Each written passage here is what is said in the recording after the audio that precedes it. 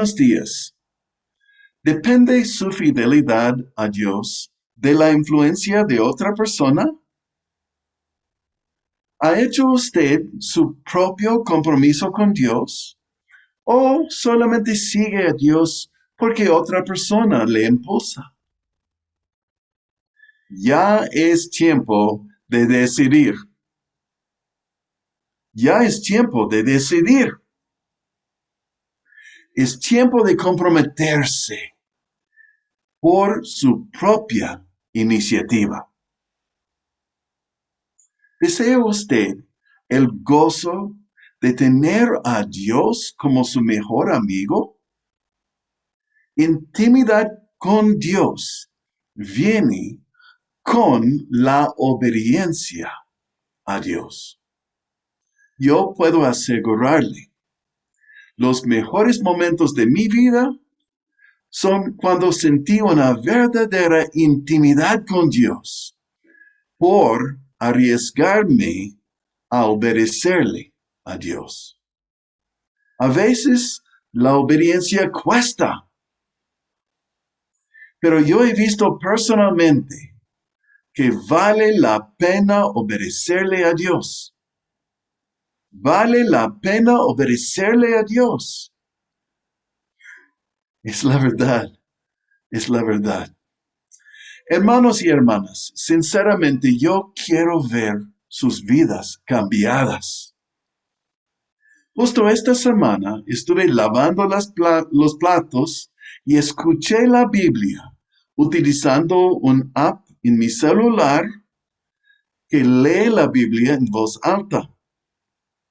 Después de unos 5 capítulos de Segundo de Crónicas, otra vez me sentí maravillado por la sabiduría de Dios y la soberanía de nuestro Dios y su manera de intervenir en los eventos humanos.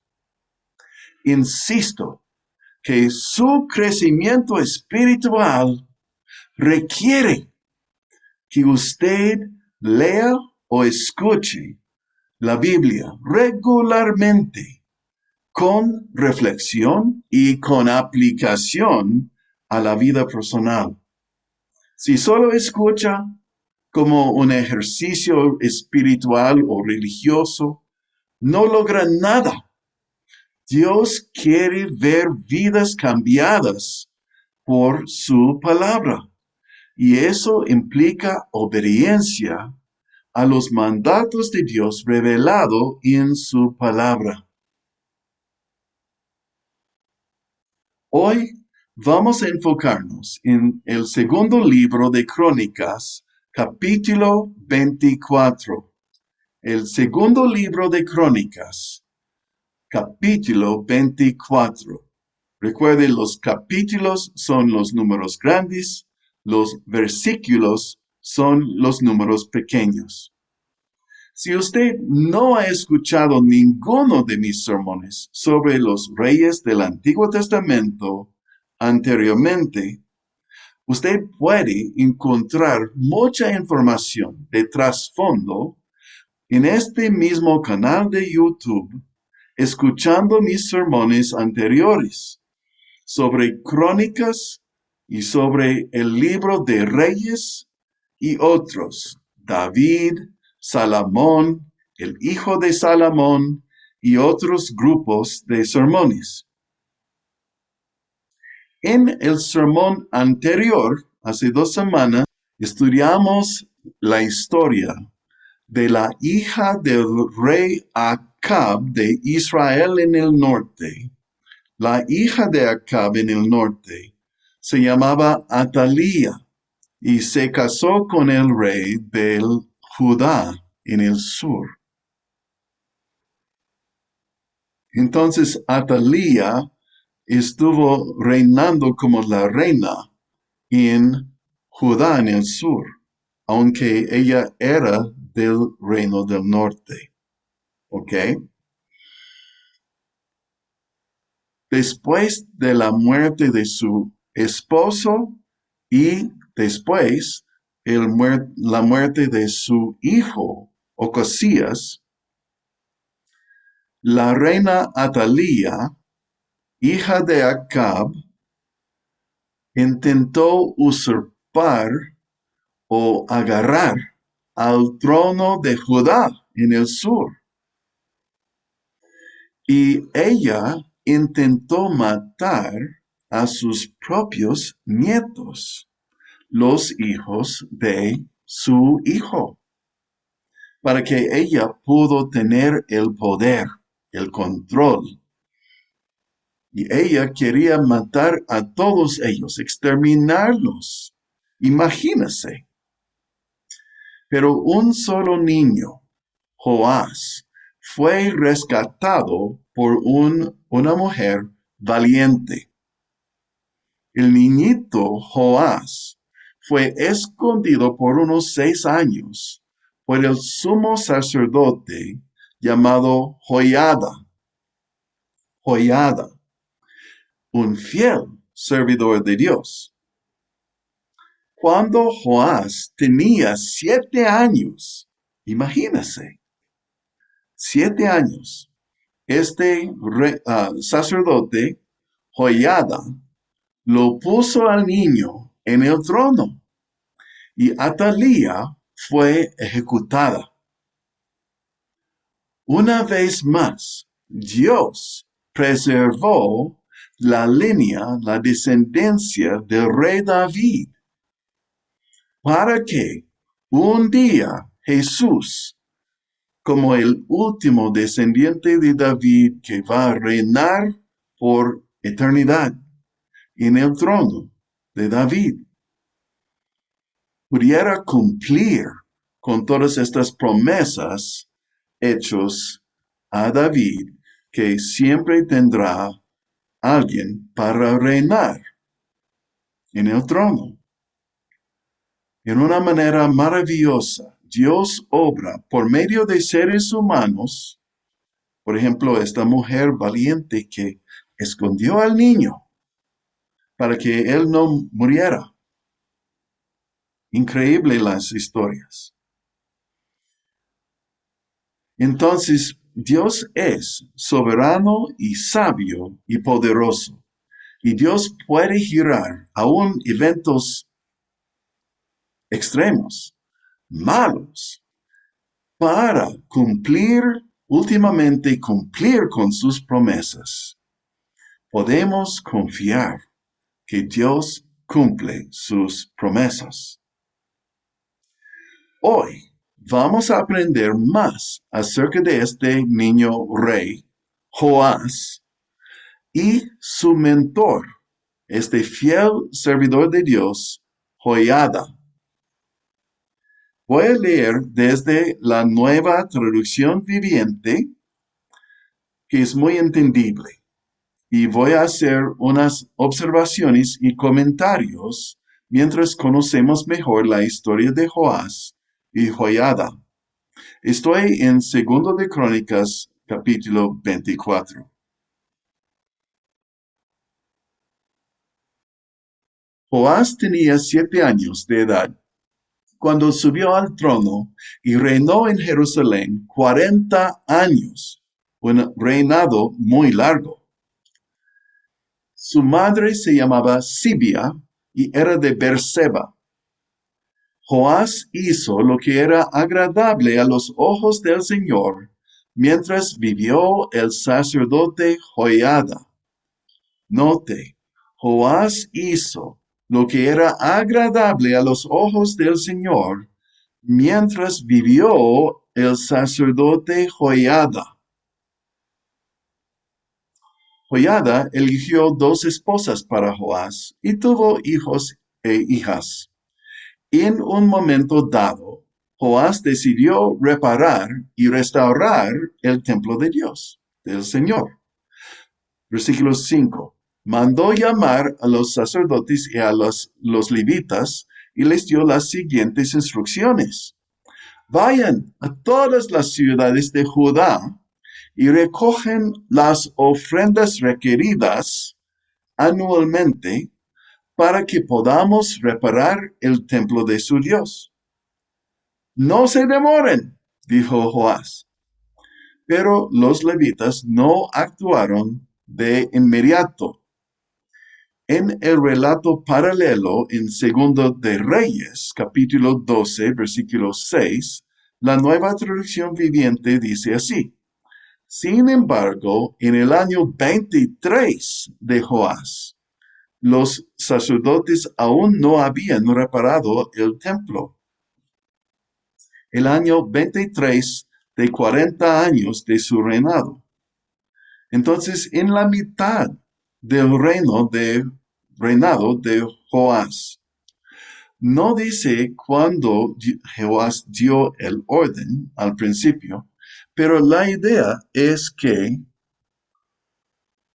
los sacerdotes y los levitas no tomaron en serio esta carga y demoraron mucho, tal vez años, no sabemos con confianza por cuánto tiempo demoraron, pero obviamente suficiente para que Joás se sintiera frustrado.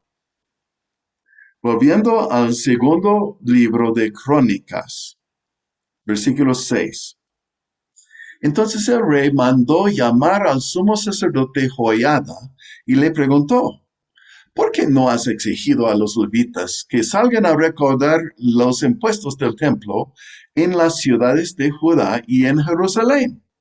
Moisés, el siervo del Señor, impuso a la comunidad de Israel este impuesto para el mantenimiento del tabernáculo del pacto. A través de los años, los seguidores de la perversa Atalía habían forzado la entrada al templo de Dios y habían usado todos los objetos consagrados del templo del Señor para rendir culto a las imágenes de Baal, un dios falso. Hay que entender y recordar que Moisés vivió aproximadamente 600 años antes de la vida de Joás. Y la gente no había sido fiel al pagar este impuesto que Moisés estableció en el tiempo del Éxodo. Note que el texto dice que Moisés levantó este impuesto para el mantenimiento del tabernáculo, es decir, la carpa especial donde pusieron el arca del pacto, como en Indiana Jones, esta película, y donde ofrecieron los holocaustos en el desierto durante el tiempo del Éxodo bajo Moisés. El templo fue construido durante la vida de Salomón, aproximadamente 150 años antes de la vida de Joás.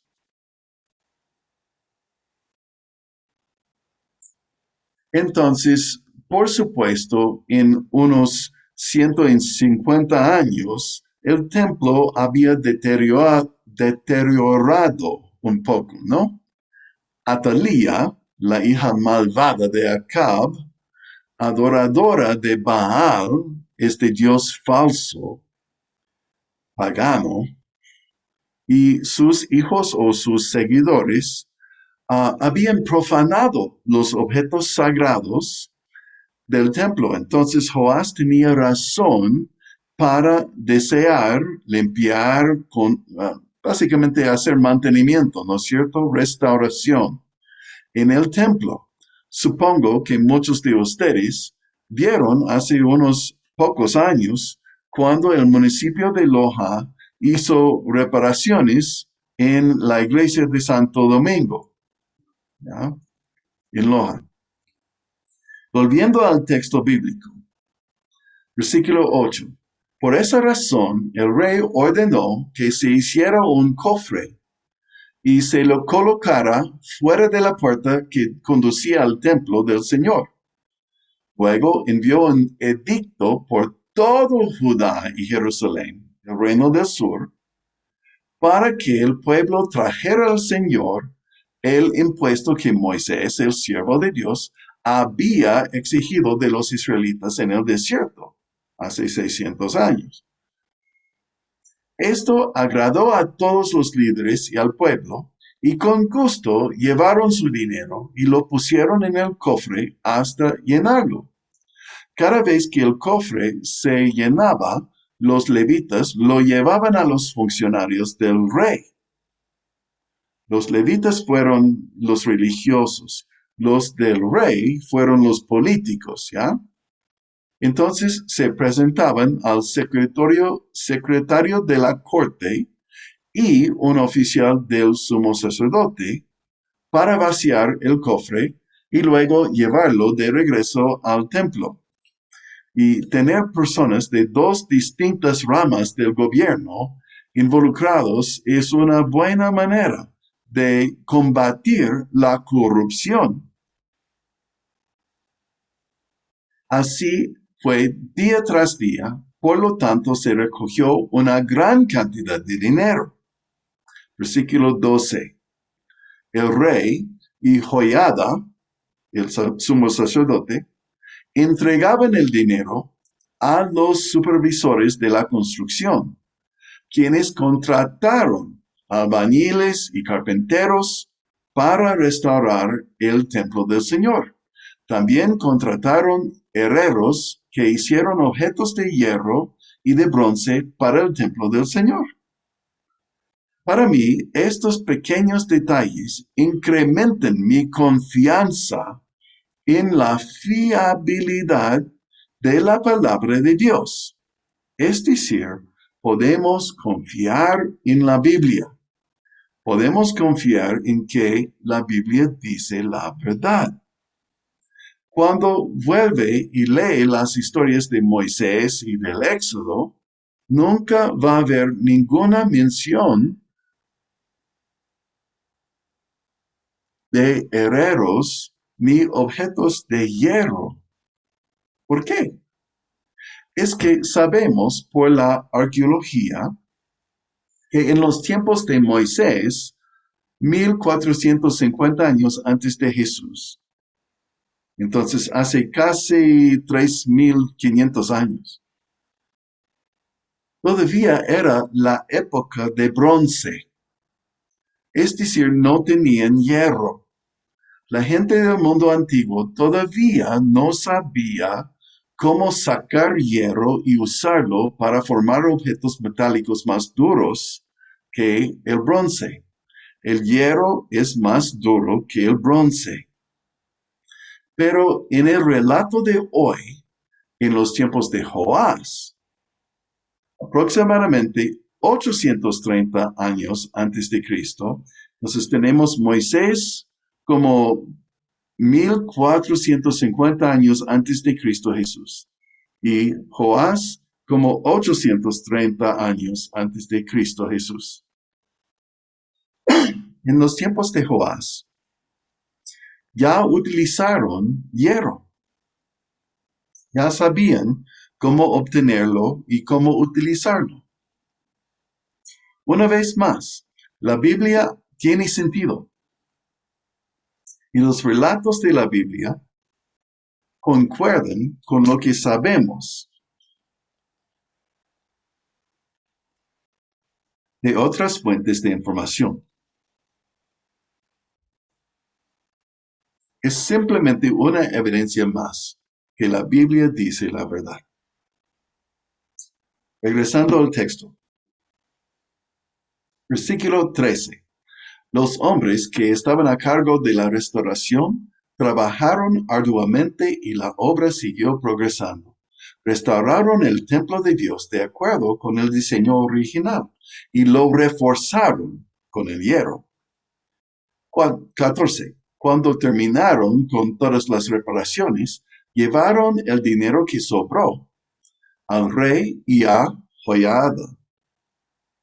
Este dinero se utilizó para hacer diversos objetos para el templo del Señor, objetos para los servicios de adoración y para las ofrendas quemadas, entre ellos cucharones y otros objetos hechos de oro y de plata. Porque como ya hemos visto, Atalía y sus seguidores habían profanado muchos de estos tipos de objetos. Entonces, usaron el dinero que sobró para reemplazarlos. Volviendo al texto. Mientras vivió el sacerdote Joiada, continuamente sacrificaron ofrendas quemadas en el templo del Señor. 15. Joiada vivió hasta una edad muy avanzada y finalmente murió a los 130 años. Lo enterraron con los reyes en la ciudad de David, porque había hecho mucho bien en Israel para Dios y para su templo. Es un detalle muy significativo que Joiada recibiera este honor. Lo enterraron entre los reyes, porque hizo mucho de beneficio al pueblo y para la gloria de Dios y para restauración y protección de su templo, ¿no? Entonces, Joiada fue honrado. Vivió una vida muy larga, 130 años, mientras vamos a ver que Joás solo vivió 47 años.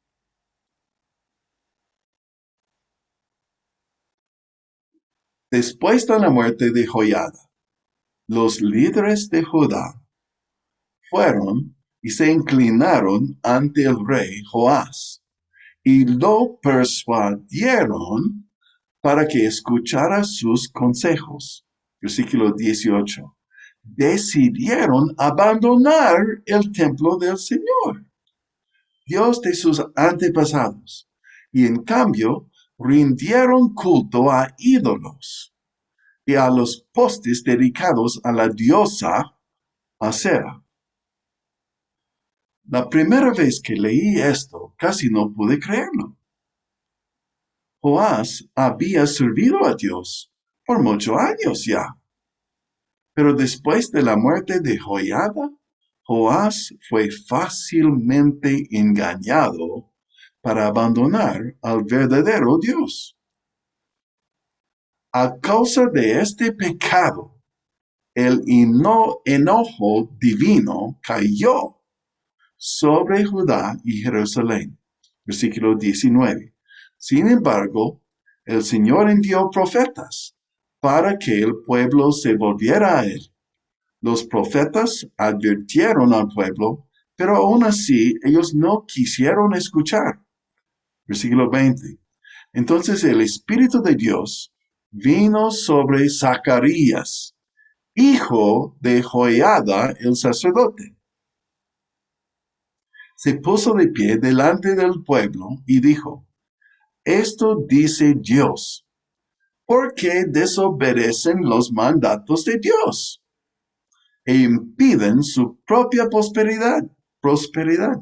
Ustedes han abandonado al Señor y ahora Él los ha abandonado a ustedes.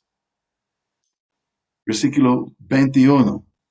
Entonces los líderes tramaron matar a Zacarías y el rey Joás ordenó que lo mataran a pedradas en el atrio del templo del Señor.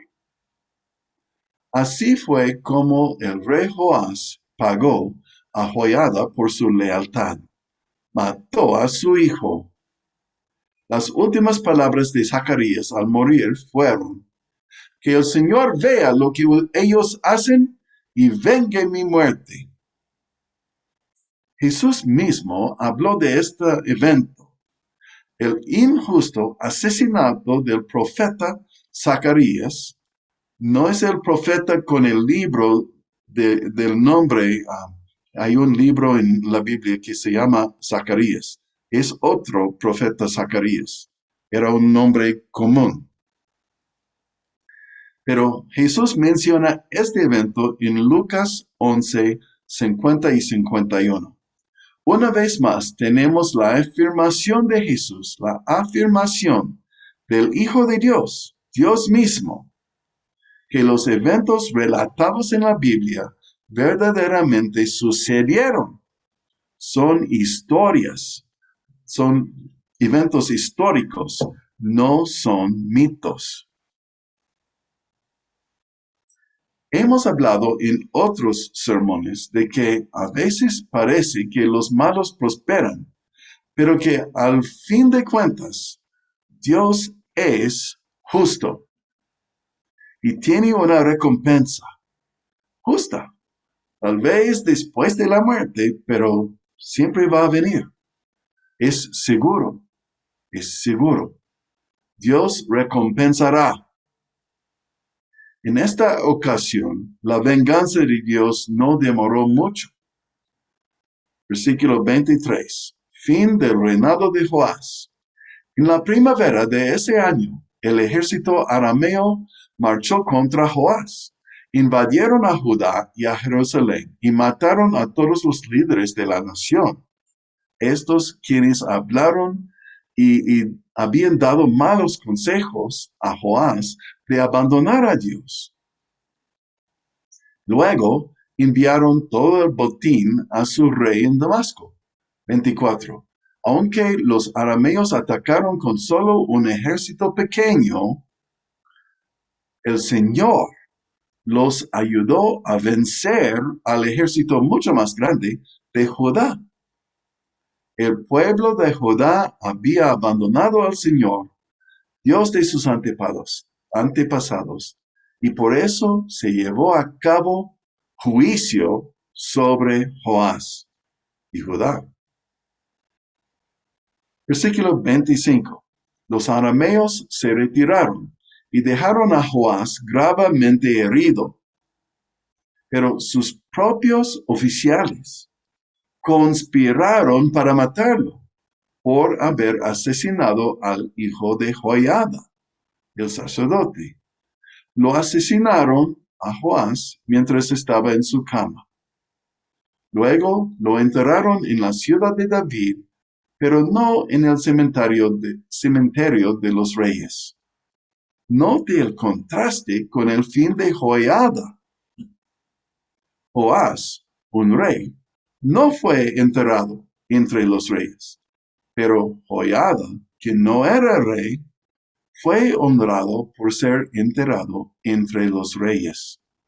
Por abandonar a Dios, Joás perdió todo. Por ser fiel a Dios, Joiada fue honrado y recibió honor. Y hasta hoy recibe elogios de los verdaderos creyentes, como estoy haciendo ahora. Versículo 26. Los asesinos eran Josacar, hijo de una mujer amonita llamada Simeat, y Josabad, hijo de una mujer moabita llamado Somer. 27. El relato sobre los hijos de Joás, las profecías acerca de él, y el registro de la restauración del templo de Dios están escritos en el comentario sobre el libro de los reyes. Su hijo Amasías lo sucedió en el trono. Entonces, la historia en breve resumen. Joás se hizo rey cuando tenía solamente 7 años de edad y reinó por un largo tiempo, 40 años. Mientras el fiel sumo sacerdote Joiada le influenciaba a Joás, Joás era un buen rey, quien restauró el templo de Dios y seguía al verdadero Dios.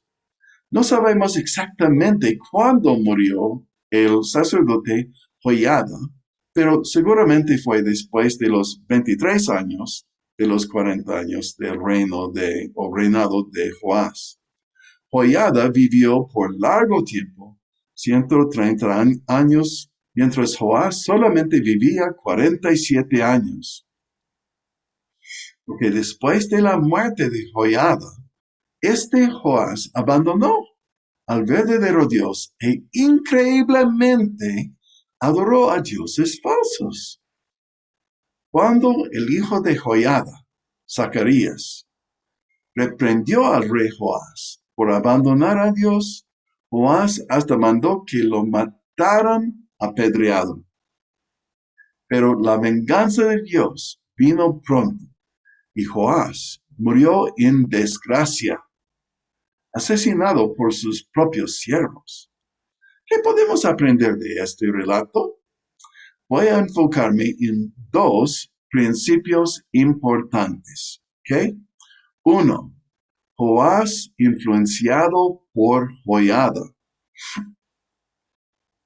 ¿Depende usted de alguien más para mantenerse fielmente siguiendo al Señor?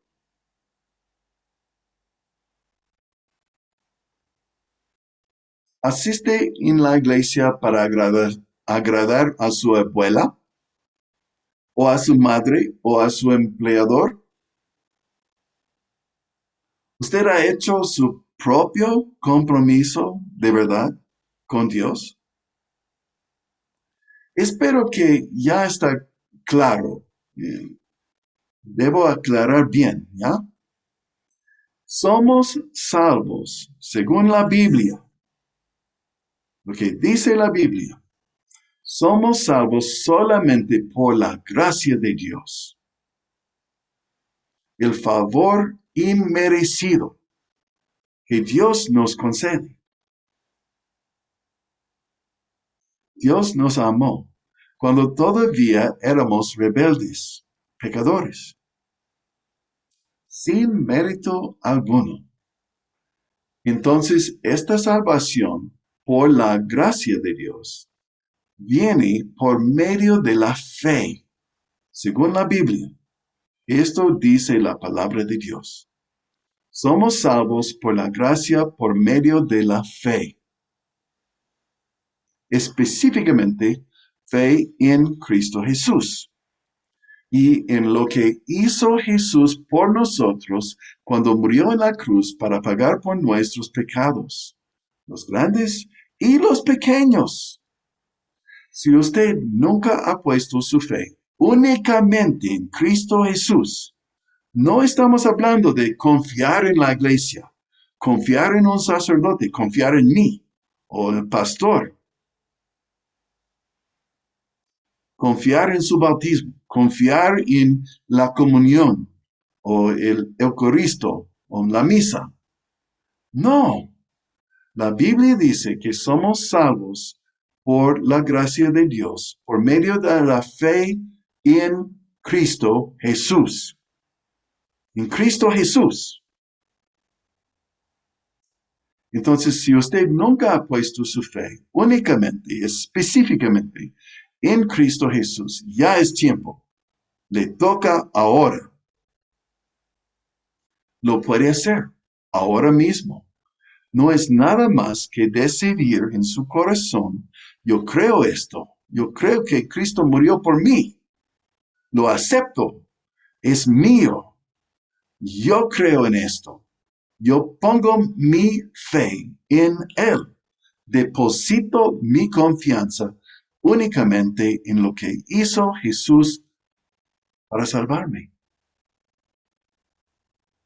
Toma esta decisión ahora mismo. Esta se llama recibir a Cristo y ocurre una sola vez y para siempre. Una vez por vida.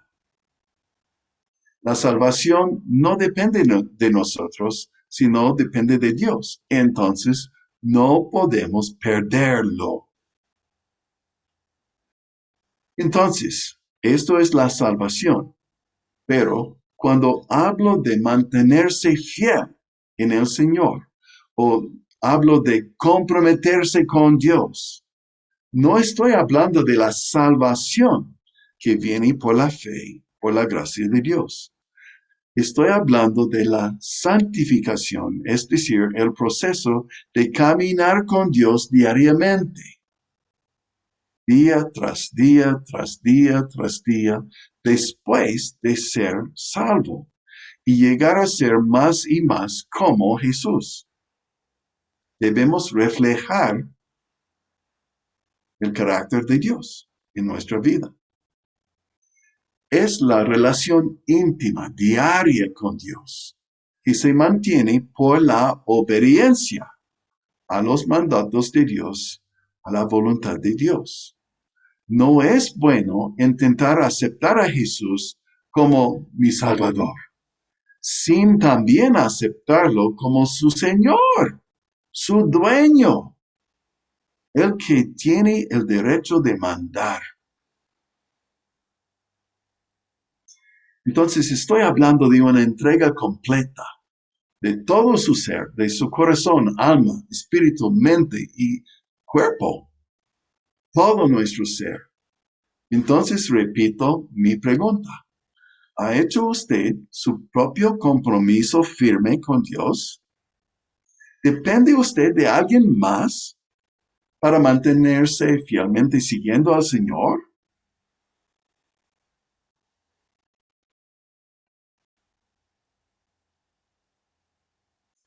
La historia de Joás realmente es una tragedia.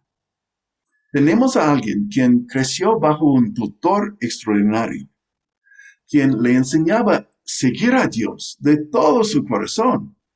Pero cuando murió Joiada, descubrimos que Joás no era estable, no tenía un fundamento firme, una decisión irrevocable de compromiso personal con el único verdadero Dios. Este principio es especialmente relevante. En la Iglesia Centro Cristiano Cordero de Dios tenemos un Joiada. Se llama el pastor Aníbal y es un siervo de Dios fiel.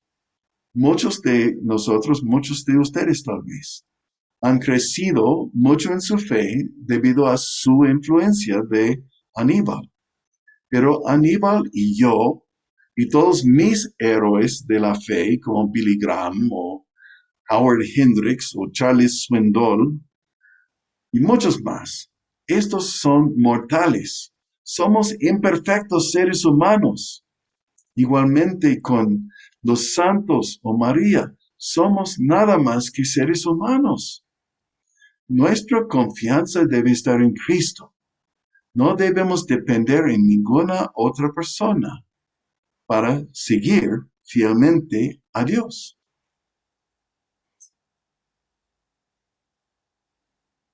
¿Depende usted de alguien más?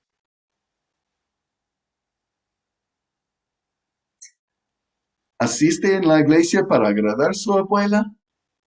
Otra vez digo, ¿no? O para que su empleador está mirando, oh, está, ya, no es buen motivo, ¿no?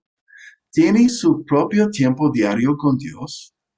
¿O espere usted para escuchar a una persona hablar cada domingo, no?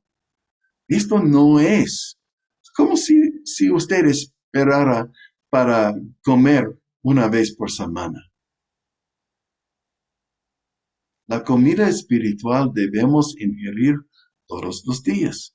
Necesitamos la palabra de Dios regularmente. Puede ser una porción pequeña, pero hay que leer o escuchar y reflejar y ponerlo en práctica en su vida.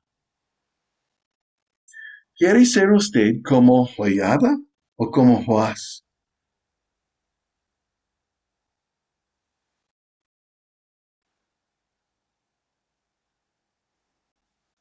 No estoy dándoles ningún mensaje escondido aquí, ¿ok?